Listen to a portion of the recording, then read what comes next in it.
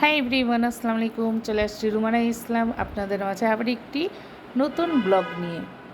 আজকে ব্লগে দেখতেই পাচ্ছেন একেবারে সাদা রুটি দিয়ে আরম্ভ করে দিলাম।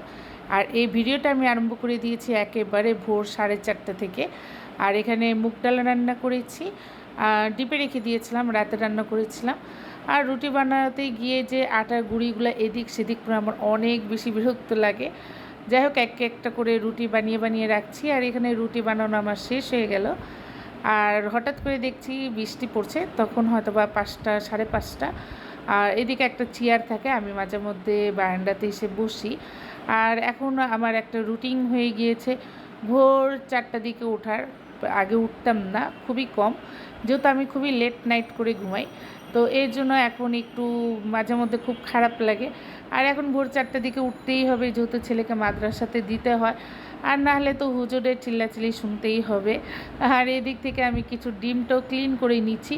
ভোর 5টা, মেবি 5:30। আর ডিম ক্লিন করতে করতে ভাবছি, আমি কি সেই রুমা যে রুমার 9টা 10টার আগে ঘুম দিয়ে উঠতাম না। আর এখন আমি ঘুম থেকে উঠছি একেবারে ভোর 4টা। আর এখানে আমি আজকে ভাবছি যেহেতু একটু বৃষ্টি পড়ছে, তো একটু খিচুড়ি রান্না করে নিই আর একটু ডিম ভুনা করে নিই। পরে দেখা যাবে আর কি রান্না করব বা কি রান্না করব না। আর খিচুড়িটা আমার সাজিদের অনেক অনেক বেশি পছন্দ। শুধু সাজিদের না, সাজিদের বাবার, তারপর আমারও পছন্দ। আর যা ঘরে যা আছে তাই দিয়ে রান্না করব, যেহেতু খুব সকালবেলাই আমি ভাবছি রান্নাটা চাপিয়ে নিব। কারণ আমাকে একটু বাইরে যেতে হবে, কোথায় যেতে হবে, কোথায় যাচ্ছি, কি করছি সেটা অবশ্যই শেয়ার করব। আর এর আগে দেখিয়ে দিচ্ছি আমি একটু ডিম ভুনা করব। এখানে 6টা ডিম দেওয়ার কথা, আর একটা বাকি আছে। এখান থেকে ক্লিন করে আমি আরেকটা ডিম সিদ্ধ দিয়ে দিব। আর ডিমগুলোকে একটু এদিক ওদিক পানি এদিকে করে দিচ্ছিলাম, কারণ ময়লাগুলোতে যাতে ভালো করে পানি যায় আর তাতে যাতে আমি ক্লিন করতে পারি। ডিমটা না ক্লিন করা খুবই বিরক্তিকর, আমার তো অনেক বেশি বিরক্ত লাগে। আর আমি ছাড়া কেউ নাই ডিমটা ক্লিন করবে। যাই হোক, তাড়াতাড়ি করে আমার রুটি বানানো শেষ হয়ে গিয়েছে। আর এই তো রাতে আমার হাজব্যান্ড ডাল নিয়ে আসছে, বাট এটা আমি এখনও ঢেলে রাখি নাই। তো কী করবো, এখনই আস্তে আস্তে করে ঘরের সব কাজগুলো চাপিয়ে নিই।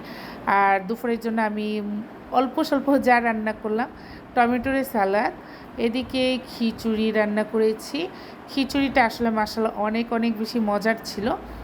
তারপরে এখানে ডিম ভুনা করেছি। এখানে খুব সকালে রান্নাবান্না শেষ করলাম। এর ভিতরে আমার হাজব্যান্ড আমাকে বলছে যে আমার ননদের হাজব্যান্ড নাকি স্টক করেছে, শুনে অনেক অনেক বেশি খারাপ লাগছিল।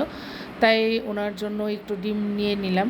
উনি খাবার টাবার নিয়ে যেতে না করছিল, তারপরে একটু ডিম ভুনা নিয়ে নিয়েছি। যদি ওনার ভালো লাগে তাহলে খাবে। তারপরে আমি তো তাড়াতাড়ি করেই বের হয়ে গেলাম। আর যাওয়ার পথে আমার হাজব্যান্ডের কোচিংয়ের সামনে দেখছি খুবই সুন্দর সুন্দর জুতার দোকান দেওয়া হয়েছে। আমি আসলে এখানে ভালো করে দেখতে পারিনি, যেহেতু আমি খুবই তাড়াহুড়োর ভিতরে ছিলাম। আর এদিকে আমার হাজব্যান্ড কল করে বলছে তুমি পরে এগুলো দেখবা, আগে তাড়াতাড়ি করে চলে আসো, আমাদেরকে বের হতে হবে। তাই তাড়াতাড়ি করে একটু ভিডিও করে নিয়েছি। আর জুতাগুলো না সবই আমার পছন্দের মতো, না আমার যেটা ভালো লাগে। তা আমি কিছু কাজ ছিল সেটাও শেষ করব। আর সর্বপ্রথম আমি যাব আমার পার্সোনাল কাজে, যেটা আমার ভোটার আইডি কার্ড নিয়ে আমি খুব দৌড়াদৌড়ির ভিতরে ছিলাম, সেখানেও যাব। তো এখন আমি আমার হাজব্যান্ড বের হয়ে গিয়েছি, একেবারে মণিপুরের সামনে দিয়ে যাচ্ছি। বাট আমার 2 বেবি যাচ্ছে না, যেহেতু ওদের মাদ্রাসা খোলা, ওদেরকে মাদ্রাসাতেই যেতে হবে। আর এই যে অটো রিক্সাতে আমরা যাচ্ছি, অটো রিক্সা আমার যে কী পছন্দ, যা বলার বাইরে, কেন আমি জানি না, বাট আমার অনেক ভালো লাগে অটো রিক্সাতে উঠতে। তাই এখানে আমি আমার কাজটা শেষ করে এখন যাচ্ছি আমরা আমার ননদ যে হসপিটালে ভর্তি, হার্ট ফাউন্ডেশনে, ওখানে যাব। আর আমার হাজব্যান্ড এখানে ফল কিনছে। তা আমার আর দাঁড়িয়ে থেকে কি কাজ, আমার তো সে একই কাজ, ভিডিও করতে হবে আর আপনাদের সাথে একটু শেয়ার করতে হবে। তা আমি আমার কাজ আরম্ভ করে দিয়েছি, ভিডিও করছি আর করছি। এখান থেকে আমার হাজব্যান্ড ফল কিনছে। আর এর ভিতরে আবারও খবর আসছে যে দেশে নাকি আমার শাশুড়িও হসপিটালে ভর্তি, আর ওনার একটু পেটের সমস্যা হয়েছে। যাই হোক, ওনার জন্য সবাই দোয়া করবেন, আল্লাহ যেন সবাইকে যারাই হসপিটালে ভর্তি সবাইকে যাতে আল্লাহ তাআলা সুস্থ করে তাদের বাসায় ফিরিয়ে দিক। মানে আমার এত বেশি খারাপ লাগছিল যা বলার বাইরে। আর আমরা যে সাফার করেছি আমার আব্বু আম্মুকে নিয়ে, ঠিক সেই সময়ের কথাটা খুবই মনে পড়ে যাচ্ছিল।